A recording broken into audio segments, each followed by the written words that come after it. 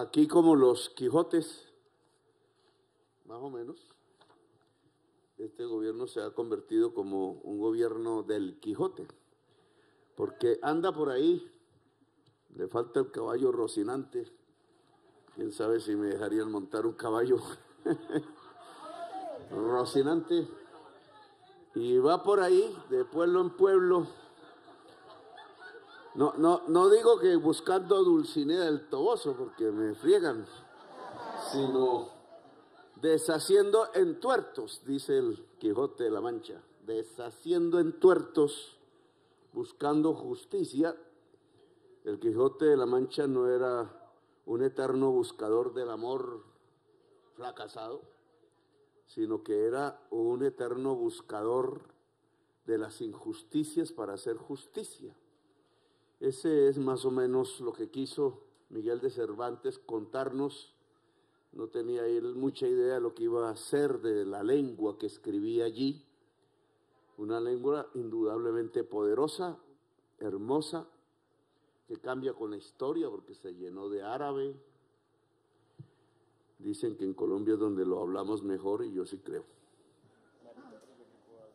Y Quijotes, aquí estamos deshaciendo un entuerto terrible, un entuerto que hizo la codicia, porque así hay que llamarla, una generadora eléctrica que ha cambiado de dueño en el entretanto. Cambia cada rato de dueño. Yo quise que Bogotá fuera la dueña de esa generadora, pero no pude. Por aquí empieza el entuerto porque Peñalosa privatiza la empresa de energía Bogotá. La entrega en una cosa muy chistosa, que debió tener una investigación, pero aquí a los hijos de la oligarquía no se les investiga. Y es que siendo capital mayoritario Bogotá, lo público, la ciudadanía bogotana, el control de la generadora, que se llama Engesa, lo tiene el capital privado. 51% era, esto puede haber cambiado porque en el gobierno de Claudia López creo que le dieron otro zaperoco en contra del poder público. Pero 51% tenía el poder de la ciudadanía bogotana, tiene o tenía, pero la administraba la empresa extranjera que era española en aquel entonces, denominada Endesa, y que le puso como nombre aquí a la generación Engesa, y ahí comienza el problema. Engesa ha hecho, de lo que yo recuerde, una serie de golpes ambientales y sociales sobre Colombia. Una es la represa del Muña. Engesa, Lucio, con el que tengo muy amables discusiones, sigue estando ahí. Voy a salir yo de la política y Lucio sigue estando ahí. Él, español, dialogaba con él. ¿Por qué ensucian? ¿Por qué han llevado el río Bogotá, que es la alcantarilla de Bogotá hoy por hoy, lamentablemente, a echar el agua en la represa del Muña? Y se tiró a un lugar magnífico que hoy le estaría dando agua potable a Bogotá. Fíjense en esas decisiones de nuestra clase política tan inteligentes. Miden por pesos, yo diría miden por dólares, no miden por vidas, que es una manera diferente de medir, y que para todo gobernante, no para el empresario, porque el empresario privado obviamente monta su negocio para hacer billete, pero para un gobernante la medición fundamental son las vidas. ¿Qué hicieron allí? ¿Por qué llevar el agua del río Bogotá sucio, toda Bogotá, en sus desechos biológicos e industriales al Muña, tirarse el embalse, por ahí pasa uno y tiene que taparse la nariz, para que al llevar más agua hacia arriba, en la caída del agua, hacia el Salto Tequendama y ahí para abajo, hubiera más generación eléctrica? Y yo era un joven parlamentario y dije, ¿pero por qué? Todavía no conocía de mucho, pero me parecía que no era lo que había que hacer. porque cómo se ensuciaba un embalse de aguas relativamente limpias, ahí llegaba una quebrada que prácticamente no pasaba por sitio urbano, se embalsaba y el embalse podía tener otro uso que era, en mi opinión, el más importante, que es la vida humana. Bueno, ese fue el primer destrozo de Engesa. Ahí han pasado una serie de historias, no me puedo repetirlas aquí, pero incluso hasta un juez, un magistrado, Velilla, obligó a Bogotá a pagar, elevar fíjense en esas proezas, elevar el río Bogotá 9 metros cúbicos por segundo con un mecanismo eléctrico para que pueda caer al embalse de Canoas y siga produciendo la energía que le echaban, la energía eléctrica que podían ganar echándole el río Bogotá al Muña. Entonces yo hice una pregunta a la juez esa vez, porque la juez es la que aplica la sentencia del magistrado Velilla.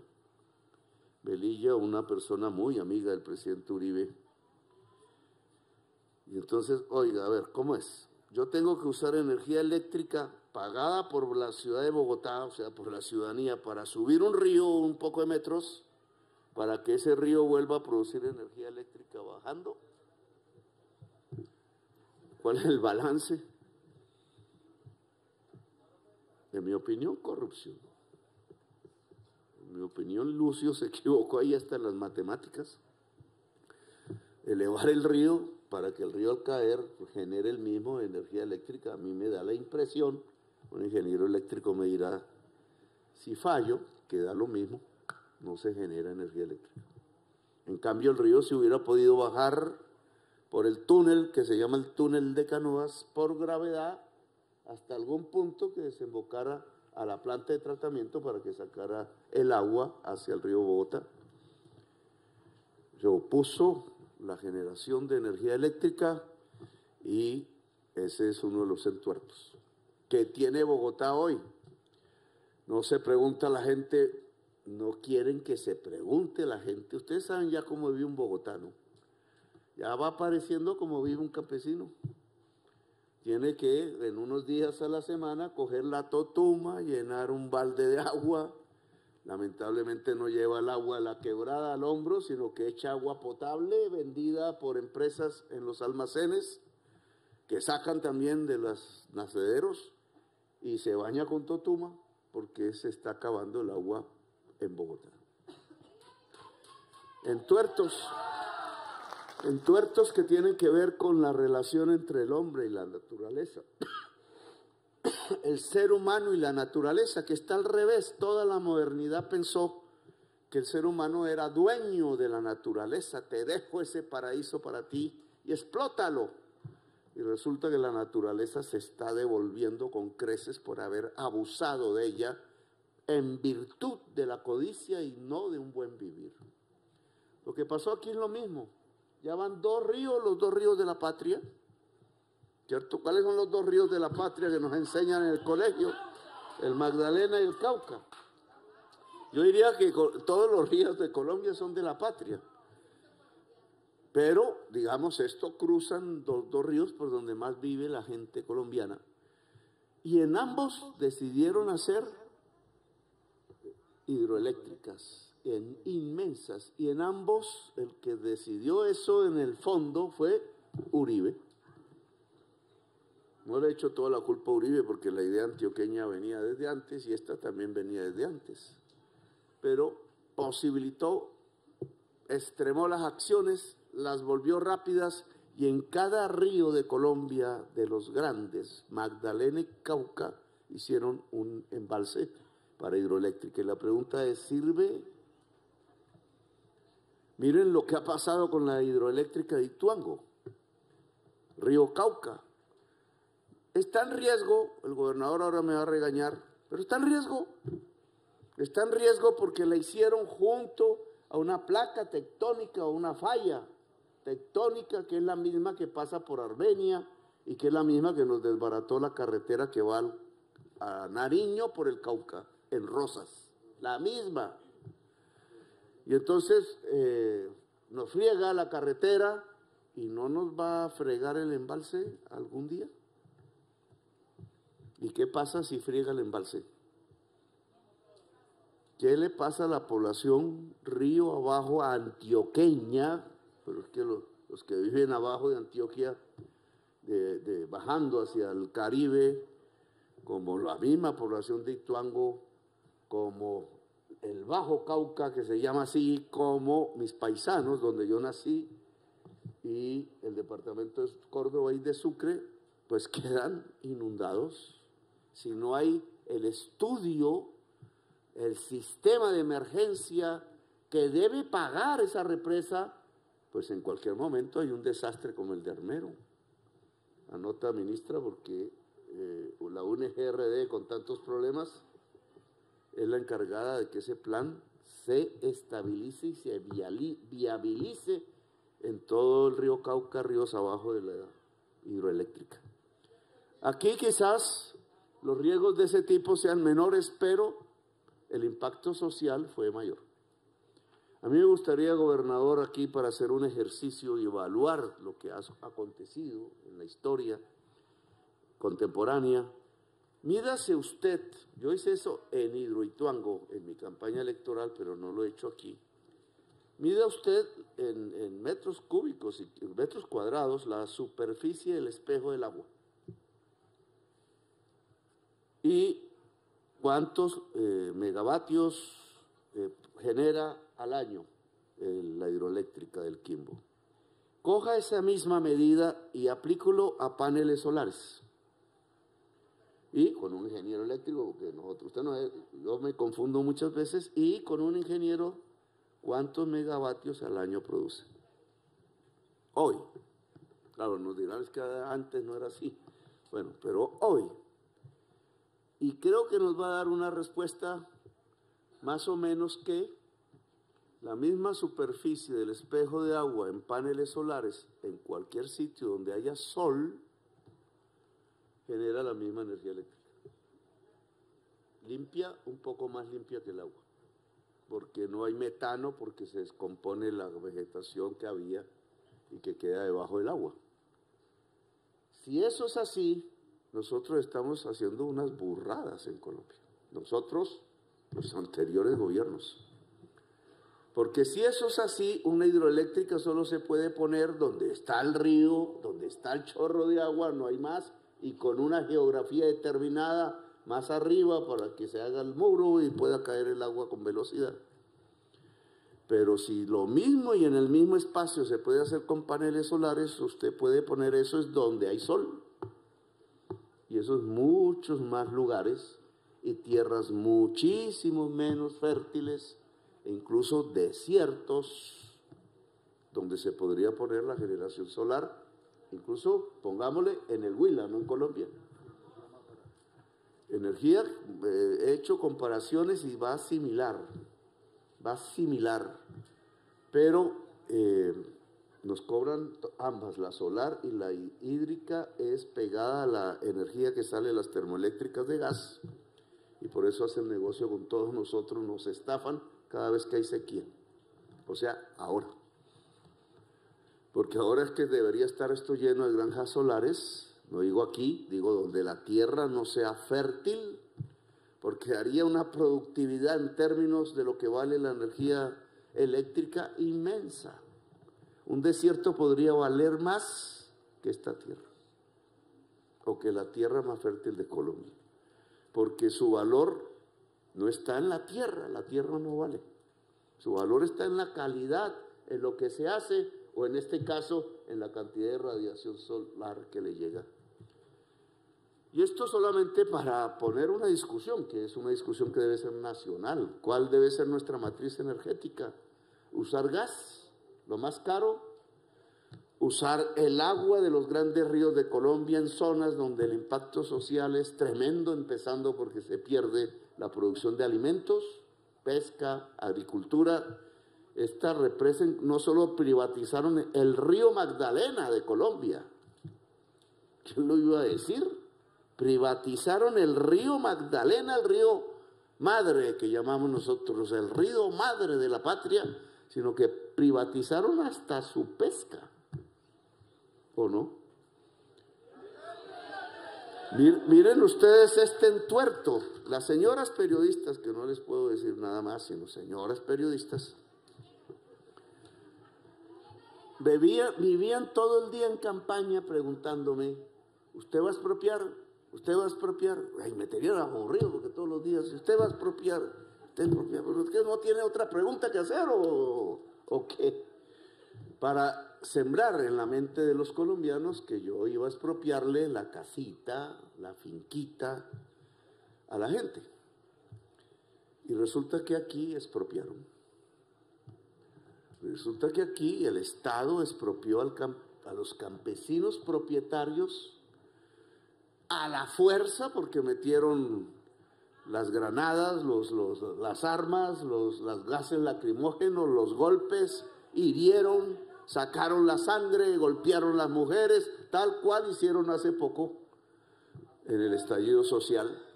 ¿Para qué? Para que una empresa multinacional extranjera obtuviera ganancias. Para eso nomás. Porque esa energía eléctrica la hubiéramos podido generar en otra parte, en el desierto de la Tatacoa, en la Guajira Norte, que es donde más, pero el desierto de la Tatacoa compite con la Guajira en cantidad de radiación solar. Que yo lo que digo es cómo es que no estamos haciendo el Huila un departamento descarbonizado a partir pues, de la energía solar en el desierto de la Tatacoa. Eso hay que hacerlo, eso no, usted solo no puede hacerlo, eso hay que juntar varias fuerzas. Pero la empresa que tenemos aquí, que creo que es distribuidora, no recuerdo, Electrohuila. Sí, es distribuidora, genera poquito, genera un 2% nomás. No más, lo demás lo compra. Bueno, esa generadora Podemos, que es hoy de la Nación. Aquí está la gerente. ¿Dónde está la gerente? Tú eres amiga mía, pero no entiendo por qué no hay un proyecto solar en el desierto de la Tatacoa con esa empresa y ya.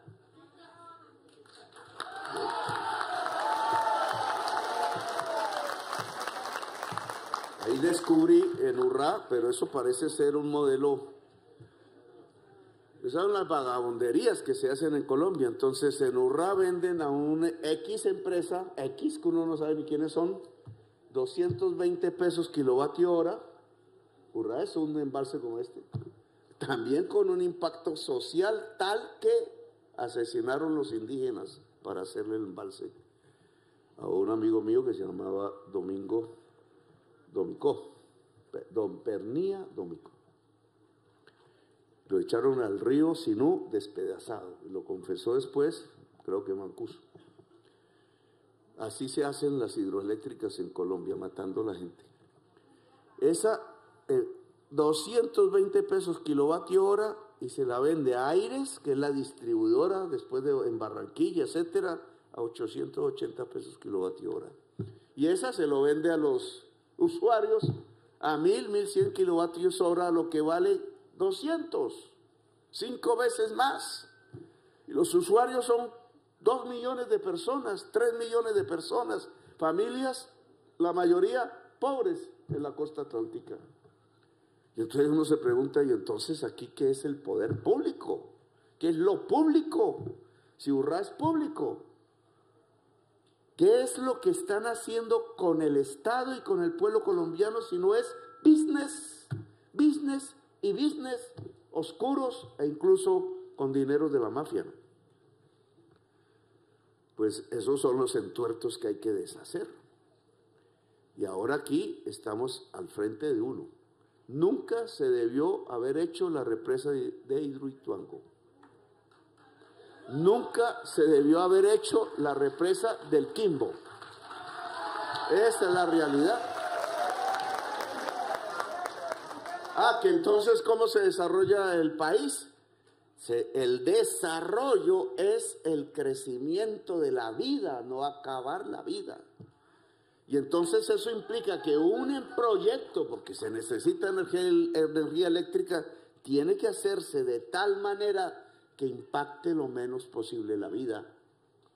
Claro, aquí se mete el regionalismo, porque el mismo espacio que utiliza Hidroituango se hubiera podido hacer en La Guajira, haciendo socios a los indígenas guayú, socios, no sobre los indígenas guayú, y produciría la misma energía, no habría riesgo sísmico sobre el campesinado que vive de ahí abajo y las poblaciones, y estaría en La Guajira, pero es que a veces no vale que esté en La Guajira, sino que esté en Antioquia y esté en Bogotá.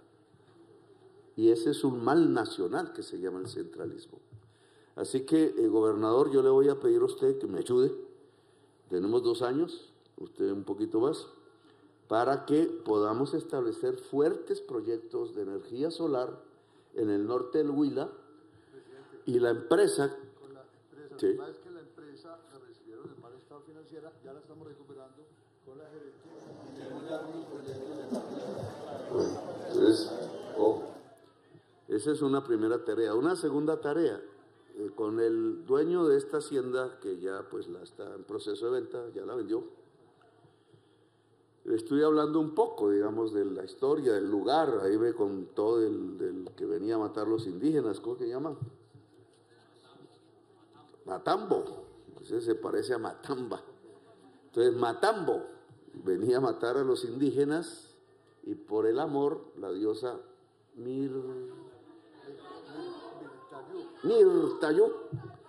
Mirtayú lo enamoró y dejó de matar indígenas. Hasta ahí la historia salió bien. Después no salió tan bien. Pero aquí necesitamos un poco de Mirtayús que nos ayuden a que no maten ni indígenas, ni negros, ni jóvenes, ni uniformados, ni no uniformados, ni a nadie de la ciudadanía colombiana.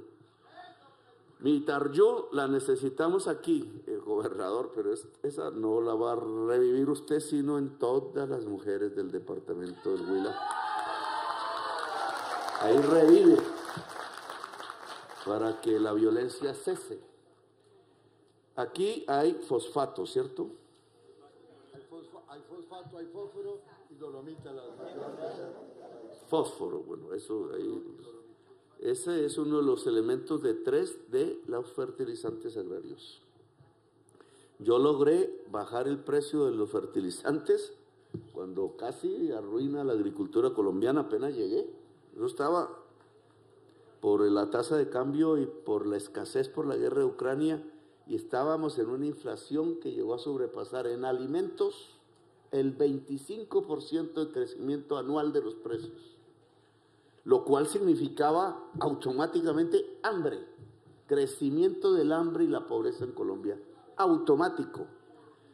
Pudimos rebajar eso bastante y hoy el precio, la inflación incluso en el mes de agosto es 0%. Un éxito de este gobierno que no nos reconoce, claro. 0%. Pero uno de los factores fundamentales fue la rebaja aquí no fue que creció poquito, es que tumbamos los precios de los fertilizantes, y yo creo que ahora es necesario, hay que decirlo, fue porque nos vendieron urea barata de Venezuela. Eso hay que decirlo y reconocerlo. O sea, nos ayudó a detener el crecimiento de la pobreza en Colombia. Y eso, gobernador, me parece que debe ser un proyecto con la ministra y con el ministro de Industria, de Minas, que se vuelva poderoso para toda Colombia. La producción de fertilizantes para producción agraria en el Huila para Colombia. Y finalmente, pues aquí estamos indudablemente en un departamento agrario. Me he sorprendido incluso de la potencialidad agraria porque, como dice el gobernador, hongos, orongos sin mucho ruido se van colocando en los primeros lugares de producciones de varias ramas agrarias y agroindustriales del país. Entre esas el café, que es un dolor de cabeza para nosotros, no porque sea malo el café, sino porque tiene una lucha interna que no es solo regional, ojalá fuera regional, sino que es de intereses del capital. La Federación Nacional de Cafeteros se la robaron los hijos de la oligarquía en Colombia. Cuando eso era poderoso, cuando era el sustento de la riqueza nacional y ubicada fundamentalmente en el antiguo viejo Caldas y en Antioquia, toda familia oligárquica puso los hijos ahí a devengar ingresos inmensísimos viviendo en París, en Nueva York, en Bruselas, como una diplomacia, y se robaron el banco cafetero, se robaron la empresa mercante Gran Colombiana, se robaron a Bianca, la primera, porque eran los cafeteros, llegaron a ser dueños de eso, arruinaron el mundo cafetero, arruinaron el café en el viejo Caldas. Está sobreviviendo en Antioquia, pero ahí le están metiendo las minas de cobre. ¿Cómo se llama ese sitio? Que yo fui allá. No, pero el nombre, la Quebradona, en Jericó, que es un lugar hermosísimo. Campesinos regodos, pero hasta las mismas hermanas, eran compañeras de la hermana Laura, me ayudan a repartir los boletines para impedir que se metiera la mina de cobre en la región. El obispo del lugar. Y un campesinado que obviamente quiere producir alimentos y mantener su lugar, y no una mina que puede tumbar las montañas y llevar al río Cauca, lo que es uno de los lugares más hermosos de Colombia. Eso hay que detenerlo. Pero lo digo aquí porque aquí en el departamento del Huila indudablemente la vocación es agraria y agroindustrial. Y yo creo que tenemos que apoyar eso. Y una de las ramas más importantes es el café. ¿Cómo la Federación de Cafeteros realmente le sirve al campesino pobre cafetero de Colombia? ¿Cómo llevamos el bono pensional que ojalá la Corte Constitucional, permitiendo la ley de pensiones que ya existe, podemos entregarle a cada campesino cafetero y cafetera de Colombia, reconociéndoles el trabajo que hicieron por Colombia, porque sostuvieron este país durante todo el siglo XX y ahora sostienen el sur de Colombia y no dejan morir el café y nos ayuda en el proceso que tenemos de transformación de la economía colombiana hacia una economía productiva. ¿Cómo el campesino puede tener, y la campesina, porque las mujeres viven más que nosotros nos desgastamos demasiado la vida, y entonces la pensión es más femenina que masculina, y es más en beneficio de la mujer? ¿Cómo logramos que toda mujer campesina del campo, toda mujer que haya sido ama de casa en su vida, toda mujer urbana, porque esto es para todas las mujeres, al llegar a su edad de pensión, tiene una pensión o un bono pensional en todo el departamento del Huila, de tal manera que cultivar no se vuelva un riesgo tan grande? Porque es riesgoso, si llovió, si no llovió, si hay el agua. Pero si uno tiene la pensión asegurada, el bono pensional, la mujer que sabe uno que si le pasa algo o se le acabó la vida antes de, la mujer va a quedar protegida, no tirada por ahí en algún lugar en la tristeza y en la soledad. Son mecanismos que van garantizando que la vida productiva de la sociedad colombiana sea mejor, más segura, más eficiente, más rica para vivir. Aquí entonces tenemos que hacer un esfuerzo. De reforma agraria, sí. El dueño, yo no quiero entrar en debates, pero ¿qué tanto en la ganadería donde puede haber arroz? ¿Cierto? Es una gran discusión en Colombia. 15 millones de hectáreas dedicadas a ganaderías extensivas cuando son más aptas para la agricultura. ¿Cuál es la diferencia? Que pueden haber muchos más puestos de trabajo. Entonces puede haber más riqueza en la sociedad, puede haber más capacidad de exportación y puede haber más alimentación barata, que significa más riqueza para incluso los habitantes de la ciudad. Ese es un objetivo, gobernador, así que poder ampliar aún más la reforma agraria en las tierras fértiles y, ministra, ver dónde en tierras menos fértiles la ganadería más intensiva a partir de sembrar bosque en el potrero puede ser también un escenario de desarrollo, y el dueño de esta hacienda nos puede ayudar mucho porque indudablemente hay un conocimiento acumulado en esas vacas gordas que tenemos al lado, que ni más ni menos es sobre todo carne. Yo cada vez como menos carne porque le estoy haciendo caso a mi hija, pero todavía hay gente que le gusta la carne y la carne pues algún día no será, pero por ahora es. Esas tareas, ministra, me parecen fundamentales. Yo no puedo dejar el Huila después de mi campaña sin que haya un salto en la producción agraria. Si la agricultura creció el 10% en el último año, si la agricultura creció un 10%, fíjese esa cifra, gobernador. Estas son cifras que solo obtiene la economía china, de 10, 11%. Pues la agricultura de Colombia en el primer año de este gobierno creció 10%, una estadística china. No lo cuenta RCN, no lo cuenta Caracol, pero yo se los cuento a ustedes. Crecimos como los chinos en agricultura. Eso tiene su riesgo, y es que haya una sobreoferta porque no industrializamos, porque no exportamos. Y queda la comida tirada en la calle, como tantas veces hemos visto, comprada que vale menos que lo que costó producirla. Hay que tener especial cuidado en eso.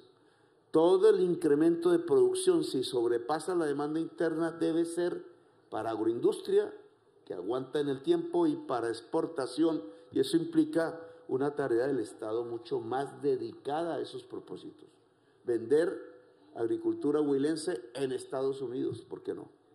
En el Caribe colombiano, ¿por qué no? En Europa, que nos queda más lejos, pero ¿por qué no? Vender lo que cada vez podamos producir más y más. El mundo se va a quedar sin alimentación. La crisis climática que aquí hablan y que aquí está. Yo necesito ya, a mí, cuando yo echaba discursos de la crisis climática decían que era un marciano. ¿Eso qué es? Está loco, Petro. ¿Cuántas veces no me han dicho que estoy loco? Pero mírenla. Esta es la crisis climática. Esto se llama, la selva amazónica se está quemando en este momento casi toda. Si eso ocurre, no va a haber humanidad en el planeta, ni vida, porque es uno de las grandes cadenas, los pilares de la existencia humana.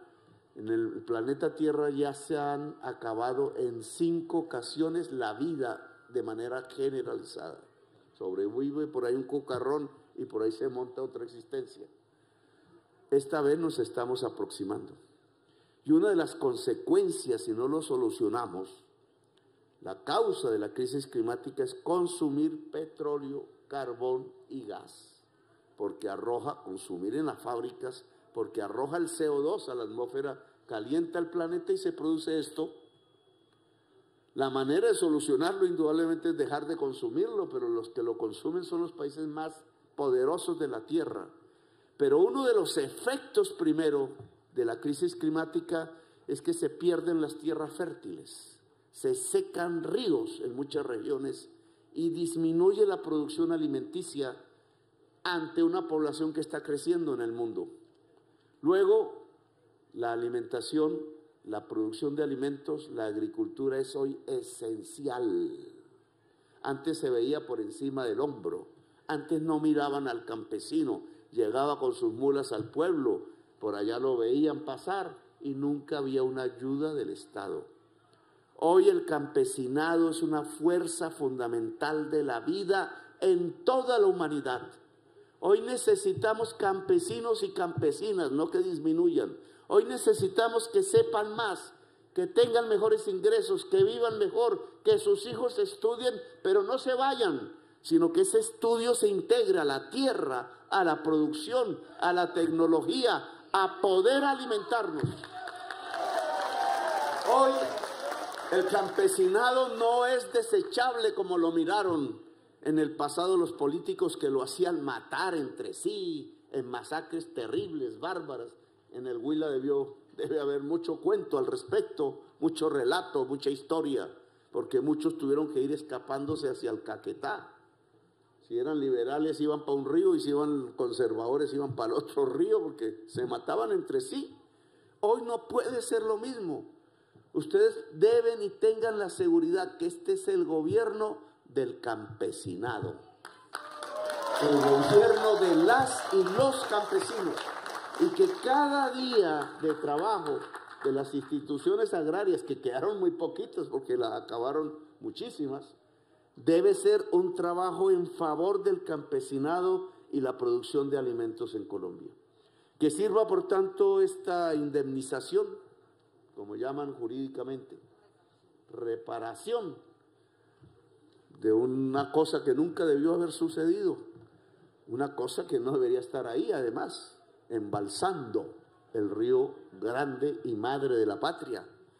Reciban esta reparación por parte del gobierno del cambio. De nosotros no habrá granadas disparadas a los ojos, sino abrazos, cariños, besos y trabajo en función de un mejor vivir para la familia campesina. Gracias, muy amables, y que ojalá la próxima vez que vengamos esto esté lleno de arroz, ¿qué más?